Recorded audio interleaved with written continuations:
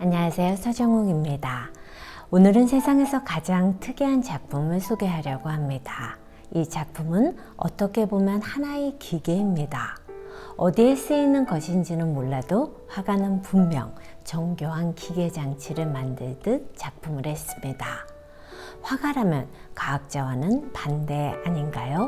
그런데 이 화가는 마치 과학자처럼 목적을 갖고 있었습니다. 조르주 셰라가 그린 그랑드 자트 섬이 일요일 오후입니다. 첫눈에도 많이 낯섭니다.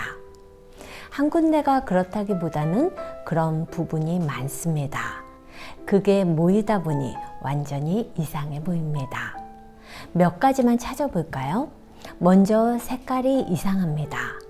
분명 우리가 아는 녹색이고 오렌지색인데 묘하게 달라요. 대체 저 색상은 어떻게 만들어낸 것일까요? 두 번째는 포즈가 이상합니다. 제목에 나왔듯이 그랑드 자트 섬에서 일요일 오후를 즐기는 파리 시민들인데 포즈를 보면 오려놓은 종이 인형 같습니다. 여가를 즐기는 시민이라면 느슨함이 느껴져야 하는데 시간을 얼려놓은 사창 공간 같습니다. 조금 더 들어가 보죠. 꽃장식 모자를 쓰고 우산을 든 여자는 강아지 한 마리와 원숭이를 끌고 산책을 나온 것으로 보입니다. 그런데 강아지는 정상적으로 그려진 것에 비하여 왜 원숭이는 반투명으로 그렸을까요? 이번에는 화면 왼편을 보시죠. 베지색 꽃장식 모자를 쓰고 오렌지색 드레스를 입은 여인이 낚싯대를 들이우고 있습니다. 어떻게 저렇게 낚시를 할 수가 있을까요? 이렇게 찾다 보면 이상한 부분이 계속 나오니 우선 세 가지의 답부터 찾아보도록 하죠. 첫 번째, 색상이 이상한 이유는 작품에 점점 다가서면 답을 찾을 수 있습니다. 화가는 그린 것이 아닙니다. 찍은 것입니다. 이 화가는 붓에 물감을 묻힌 다음 화면에 꼭꼭 점을 찍었습니다.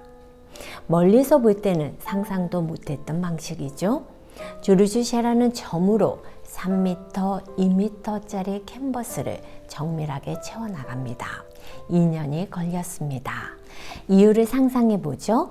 남아있는 기록이나 정황을 보면 그는 색채 공부를 하며 점으로 찍었을 때 더 실제와 같은 색상을 만들 수 있다고 생각했던 것 같습니다. 두 번째 질문은 이거였죠. 우산 쓴 여인이 데리고 나온 애완동물 중에 왜 강아지는 제대로 그려져 있고 원숭이는 반투명으로 그려져 있는 걸까? 재밌는 사실은 이 작품을 본 사람들한테 어느 부분이 가장 인상적이었나요? 라고 물어보면 원숭이를 꼽는 사람이 대부분이라는 것입니다.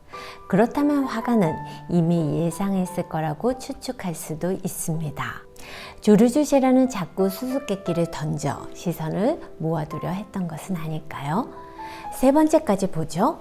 꽃 장식을 한 베이지색 모자를 쓴 오렌지색 드레스 여인이 오른손으로 낚싯대를 들이우고 있는 것 말입니다. 당시 그랑드 자트 섬에 관해 알고 있는 사람들은 이렇게 추측합니다. 저 여자는 매춘부이고 낚싯대를 들이우고 있는 것은 남자를 낚으려는 여자라는 풍자이다. 다른 추측을 하는 사람도 있습니다. 저 여자가 매춘부인 것은 맞는데 실제 낚시를 하는 것이다. 진짜 물고기를 잡으려는 것은 아니고 단속 경찰의 눈을 피하려는 의도이다. 당시 그랑드 자트 섬에는 경제적으로 어려움을 겪던 여인들이 어쩔 수 없이 매춘을 하는 경우도 많이 있었습니다. 그래서 그 현실 세계를 조르주 셰라가 비판적으로 그린 것이라고 추측하는 것이죠. 이 작품 속에는 이런 수수께끼들이 수도 없이 나옵니다. 다 점인데 우산 쓴 여인 옆에 서 있는 아이의 흰 드레스만큼은 점이 아닙니다. 사람들은 또 추측을 합니다. 저 아이는 누구이고 조르주 셰라의 특별한 의도가 숨어 있다. 어떤 사람들은 이 작품에는 50여 명의 사람들과 배 8척이 그려져 있다고 하면서 그것에 따른 다양한 상상을 풀어내기도 합니다.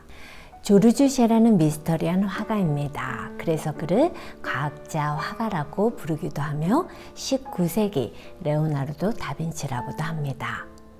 그는 미술과학자답게 중간 과정을 여러 습작으로 남겼습니다. 그중 중요한 것들이 오르세 미술관에 있습니다. 완성 작가, 습작을 비교해 보는 것도 즐거운 감상법입니다. 그 과정에서 조르주 셰라가 우리를 어떻게 흔들려고 했던 것인지 상상해 보면 재미있지 않을까요? 다음 시간에도 좋은 작품을 소개해 드리겠습니다.